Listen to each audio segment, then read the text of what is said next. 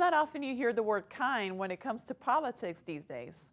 But today's guest is very much kind when she's speaking about her fellow commissioners and the North Brevard city she calls home. Welcome to Florida Today's I Am Brevard. I'm Isadora Rangel. Brevard County Commissioner Rita Pritchett is excited for the positive change in her hometown of Titusville, for the emerging private space industry and what's doing for her district, and what she sees coming for the future of the Space Coast. Commissioner, thank you for being on the show. Thank you for inviting me here today. It's an honor. So let's start with the upcoming budget talks. You had your first workshop. We did. One of the things that you talked about was the impact of a constitutional amendment that would expand the homestead exemption, that would create an impact of $25 million on the county budget. How is it going to play into this upcoming budget? Well, if we have to try to find $12 million, I'm not sure how we're going to do that, because there's a certain amount of funds that we're allowed to spend.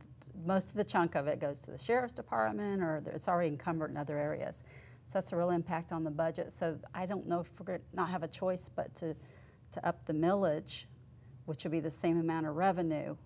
If you start paying attention to that, the impact of what that would happen with that homestead, if it happens, it's actually going to almost make the taxes unfair to 70% of the homeowners, and 20% are the only ones that are going to be benefiting from that if it goes through. So I'm just hoping everybody gets a little educated on that and researches it, because I think it's going to do more harm than good.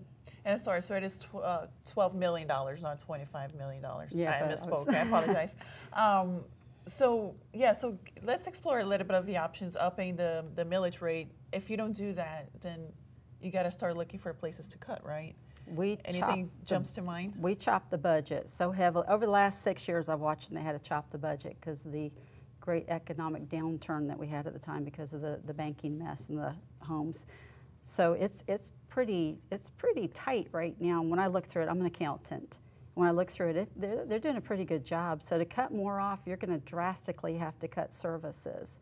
And we just got to where we've got a path for the roads to take care of them, so we don't have so much going in the inventory reconstruction, that I'm not sure it's possible to do it. But we do have some growth coming into the community, so maybe that'll help, negotiate some of those funds that we have to find. And always upping the millage in a county like Brevard is always not a good political move, and especially in an election year where you have two seats that are up. How are you not letting the politics of this election year play into the county commission? I mean, is that even possible to do? Well, actually, it's been pretty smooth right now. Everybody's been showing up and doing their jobs. I serve with commissioners. I think they're really focused on doing their best of what they believe in. Now, I wish they'd all vote the same way I would, but that'll take maybe more years. I don't know if I ever get there, but they're all smart people, and it helps keep a balance. But we haven't had a whole lot of that going on this year, which I'm real thankful for, because we signed up to try to make the best situation for our community and our county, and hopefully that's what we're doing. And let's talk about roads. You have injected more money to decrease that backlog, but there's still quite a bit left. What is the situation today? If you don't have all the specifics, but just give us a broad overview of what is the status of the county's infrastructure and its backlog. It needs a lot of help. It's almost like you stare at, like a deer staring at headlights if a car's coming at you. We just have that much money we have to find to fix the reconstruction. But what we did last year is we fixed the situation so we're not adding more into the reconstruction inventory, which is like 15 to 1 to resurface. So we're resurfacing all those roads that could potentially fall into that category, which was a really smart move. And there's a little bit of extra money coming in, so we're able to add to the reconstruction problem. I know this just sounds so boring to everybody out there, but it's fascinating when we work through it. So we did stop the bleed, but we still have to find creative ways to come up with money to fix it, because our roads still need a lot of love. Yeah. So, and let's dig into what are the ways to fix that. Not too long ago, there was a committee that studied options on how to fix the roads. I guess it boils down to 3 options: a new gas or sales tax, and people tend to lean more toward a gas tax, or just cutting more into the budget. What is your recommendation if we were to do this today? If we have no choice but to do that, the gas tax might be the best choice because it'd be a user fee. And it seems to be able to, as the economy's growing, we have more money coming in. I was actually amazed, I'm going to jump topics on you here, the Indian River Lagoon tax we did, we were projecting $32 million, but it looks like there's going to be a $40 million surplus over the past couple of years, the next year coming up. So it's starting to make a lot of funds coming in. I said that really badly. It's starting to create more money than we were anticipating. So as the economy's growing and we have more visitors coming in, that might be a way to stimulate some funds coming in also to help repair this. But we do have to fix the infrastructure, including the sewage leakage that we have going on with all the bad pipes underground. Yeah, we'll get to that, but just to wrap up on the homestead exemption, voters will have a say in November. And what do you tell them? Should they vote for this or not? And what are the ramifications on how they vote? I really recommend they don't, because it's almost not a fair tax if we do this. It's, you know, if they just added another % on top of the other income, I could say, because you might be helping low-income families, but this is really going to hit the young family level that are just buying their first-time homes. They're going to be paying more taxes than the people who have a little bit more money buying homes. So it doesn't even really make a lot of sense to me why we did this, if you're even trying to give people a break. So it's going to put a burden on 70% of the taxpayers and only give a cut to 20%. And I don't know. I'm hoping that everybody sees it the way I do, and I'm not going to be voting for it. Yeah, and just to clarify, it's the expansion would be on an additional $25,000. So let's move on to our sewage infrastructure, and there was a lot going on after the hurricane. I believe 20 billion gallons of sewage leaked into the lagoon. What is the county doing now to address that issue? We got to find funding, but we have to fix those items. And it's you know what, it's really been happening for years, but it's becoming the hot topic right now, and it's really got to be fixed. But we have to find funding, and there's, you know, with all the extra money coming in for the lagoon funds, Virginia Barker, she's so amazing. She's got such a good plan to use the funds to fix the Indian River Lagoon. But with extra funds, maybe the county can take out a loan from the Indian River Lagoon and start applying them to fix some of those infrastructure issues, because it's more the enterprise system. It's a user fee, so it might be a way to help accelerate it to start fixing those problems. So borrow from the lagoon sales tax and then pay it back. Oh, so you're able to do that? Well, I don't know. We're starting to look and see if legally you can. You have to use those funds for what we told the voters we were going to. But if you have an excess amount sitting there that she's not able to utilize yet, it might be a way to fix those problems, because it's definitely affecting the Indian River Lagoon, having all that stuff dumped into it. The sewage. Yeah. Yeah, and we hear horrific stories of what people saw in the water. So yeah. One of the proposals that State Representative Randy Fine has put out is to expand the use of the tourism development tax. I'm sure you're very familiar with that bill. Basically, it would expand the uses of the tax to cover road and sewage infrastructure that are related to tourism. Today, legally, counties cannot do that. So what is your take on that bill? Do you think that that's a good option to fund sewage? Well, I think the purpose that it was put out there is for the Indian River Lagoon. And I start thinking through that. If we can't fix the Indian River Lagoon on $500 million over 10 years, we probably need to rethink what we're doing. So I don't know if the lagoon funds really need any more funds being put into it. The tourist tax dollars, and if you start stating those out, their purpose is to drive more tourism into the area. And when you have more tourists come in, it alleviates the tax that we all pay as citizens in the county. So I don't know if it's good to bite off your nose to spite your face. You know, if you got something that's producing some income, I think that's the better route to go if you pick good projects to do to bring in the funds. So you think that that's not the best avenue to find the money? Then? I don't think so. There's two ways to have a good bottom line. Is one, you make more money, or two, you cut cost. So I think in the county, what we need to do is need to find ways to create more revenue, which is to bring in the tourism, start getting population wanting to move in here, and then you start cutting costs. Well, we've cut costs a lot, so I think our next route that we need to really concentrate on is finding ways to increase the income. Yeah, one of the things that you often hear from just residents and some politicians who complain about government waste, and they're always saying just cut, cut, cut.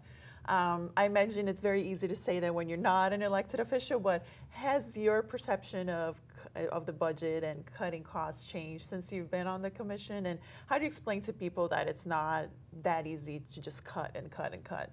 You know, when I first got involved in this, I got in the Titusville City Council. I'm a CPA, and I work at a church, and I'm not stingy, but I am frugal.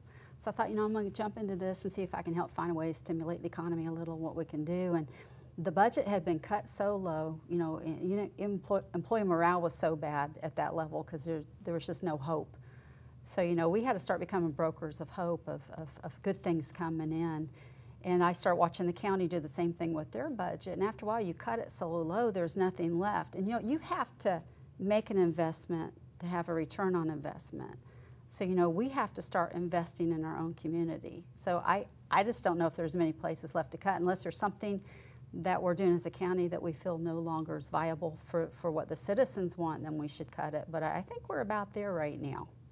And what do you tell, I know Brevard is a very Republican county, obviously, and you see sort of a split between just more of the more conservative wing of the party, saying that people like you who say, it's not that easy to cut and cut and cut, and they're calling you not a real Republican. What do you tell those people, when it seems like politics is so polarized today, even within one party, they've become polarized. And how do you fix that, and how do you communicate with people who share that sort of vision?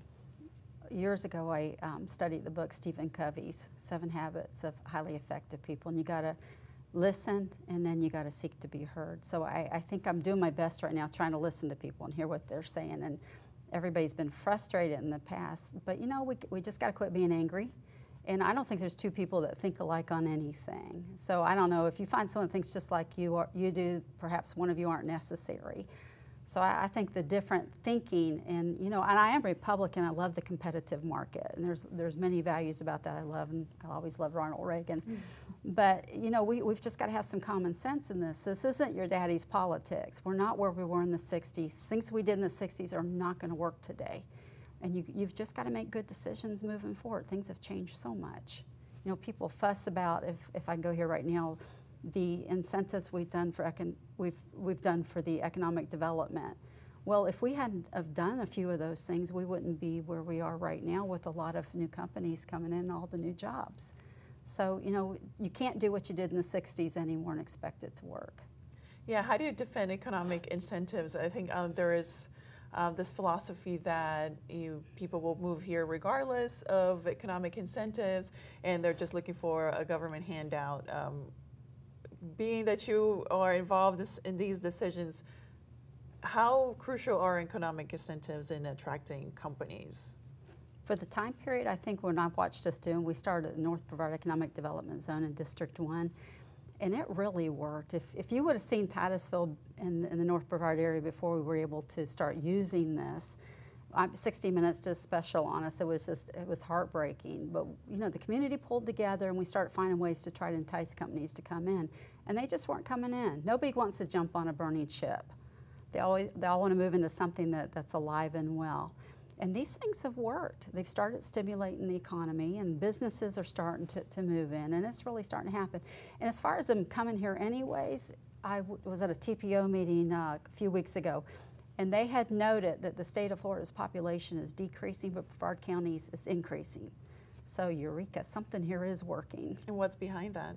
I think it's got a lot to do with driving in these companies, OneWeb, Blue Origin, SpaceX is really doing well, RUAG, these types of companies coming in, Harris. I think it's done a lot to help bring the jobs in and stimulate the economy. We must have more workforce though, so I think we're going to start a nationwide recruiting soon to try to get families to move down here.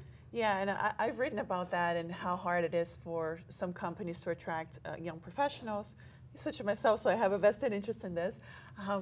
what can you do to tell, young professionals and young families move to Brevard? What is so special about this community, and how do you overcome that challenge? I think maybe getting the word out about the location here. We have beautiful beaches here. It's great family atmosphere, a good place to raise your kids. We have good schooling, and as far as outside in nature, we've got it all covered. And we're starting to get more than the new shopping in, things that everybody's looking for. And as you were telling me earlier, I hope we get a Trader Joe's in. Yeah, let's talk about that, because people want to know what's happening with Trader Joe's. And just to be clear, this was not Trader Joe's saying that they were interested in moving to Titusville. It was sort of like a grassroots campaign to attract Trader Joe's.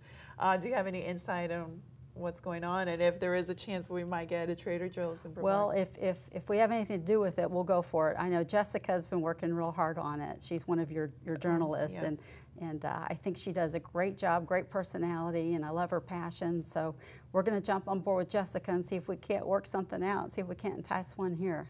Have you called Trader Joe's? I haven't called Trader Joe's yet. I have called Chick-fil-A. I've been on the phone with Panera and Whole Foods.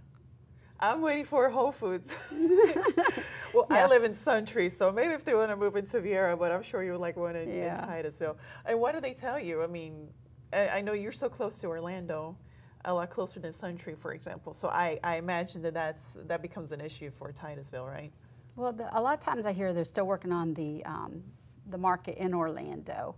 But after I call 5 or 6 times, sometimes I can at least get them into the office and we can have a sit-down discussion.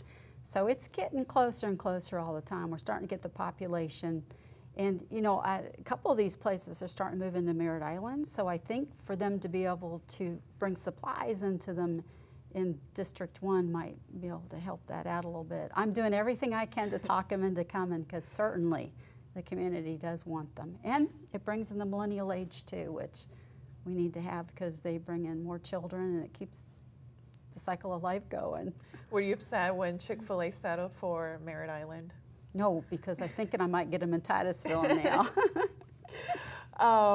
So let's talk about Titusville. How long have you lived in Titusville? All of my life except for 3 months. Yeah, so you mentioned the 60-minute report on Titusville. So after the end of the Shoto program, there were national headlines on how it was going to kill the Titusville economy. Take us from 2011 till 2018. What was Titusville like in 2011, and how has it progressed to where we are today? It was really rough. I worked at a church, and all the families were moving up north to find jobs. They lost their jobs at the Cape. We were starting to change from the government aspect of space into more of the commercial, and it was a bad time. The house, you could walk down the street, 1 out of 3 houses were empty and in foreclosure. It was really tough. And my children, I got personal with me because my daughter and my son-in-law moved with 2 of my grandkids, and I love my grandchildren. So that was tough. So I wanted to find a way to do something to help bring them back here. And so sitting on the city council, I mean, it was tough because 60 Minutes was doing those shows, and it was really depressing at the time. And Fisher came up with an idea, Robin Fisher with North Brevard Economic Development Zone, and everybody jumped on board. We worked on it, and Stockton was involved at that time, helping write it, and Scott Knox, and they found a way to implement this thing that would help stimulate the economy. And lo and behold, we had some funds to be able to entice space companies into coming and to setting up shop, and it started working. And not only that, you can bring in shopping, but when you start seeing hope arise in your community, you've gotten somewhere. And that's what started people moving back and families moving back in, and the community pulled together like I've never seen a community do before. And before we knew it, we talked a guy into bringing a new mall in the middle of town that was a very blighted area, and that's almost done now. It's very exciting. In our community, we got excited over putting in a splash pad, and you're just seeing the hope in North Brevard. And now we have all kinds of housing development going in and apartment buildings, and it's such a good day in North Brevard. You can pinch me, because it's just a good day, and I'm a real happy commissioner up there these days. And I just want to go back a little bit to our discussion on sewage infrastructure, and I want to get your take on this. After Hurricane Irma, apparently just a coincidence, the county decided to vote on roughly $14 million in tourism-related projects. State Representative Randy Fine said that was a waste of money. Why are we funding these capital projects? One of them is in your district, I believe. I think it's $7 million for an indoor multi-use sports arena and hotel. He said, that's a waste of money. Let's put that money into our sewage infrastructure.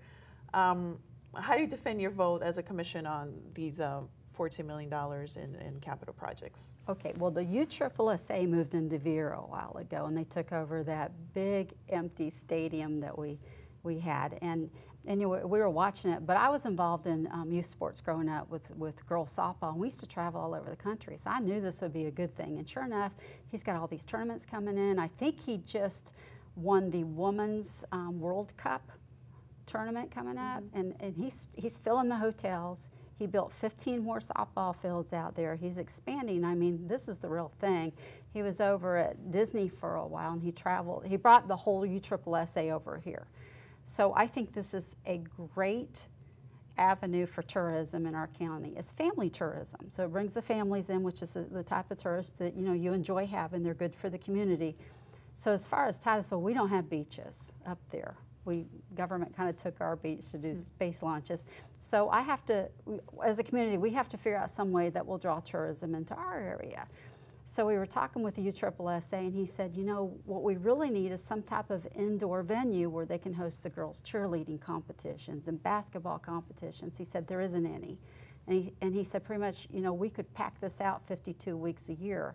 And he said that's over 400 or 500 new families every weekend coming into the community, spending money at restaurants and hotel development. So it's a great economic driver. We're working on a feasibility study right now, trying to see what this will do. If it won't pan out, I'm not about to spend funds on it. But if this can really work and happen to where the North Brevard has an opportunity to have some tourism activity, I'm all in. And since we're talking politics as well, what is your take on a state representative getting involved with county commission business? Do you think there's a place for that or not? Well, I think if he lives in the community and he has an opinion, and everybody's got a right to, we should listen to him for sure, definitely. In the state of Florida, I wouldn't like it if the federal government came and told the state what they have to do with everything, because they've got a job to do watching over the state. The city government, when I came from that, they have a job to do watching over the city, and as the county, I don't think we need to interfere too much on the municipalities because, they live there. Same with the county. I mean, we live here. This is our home, and we're answerable to our citizens. And we have to do what's best for our citizens. So, as much as I respect the state of Florida, trying to keep the state going well, I think home rule is such an important policy because it's grassroots government.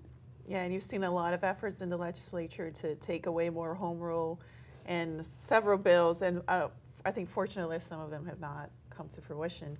But one of the things that I've seen in recent years is sort of an attack on tourism, and especially taxpayer-funded tourism agencies, and we have one which has come under a lot of criticism.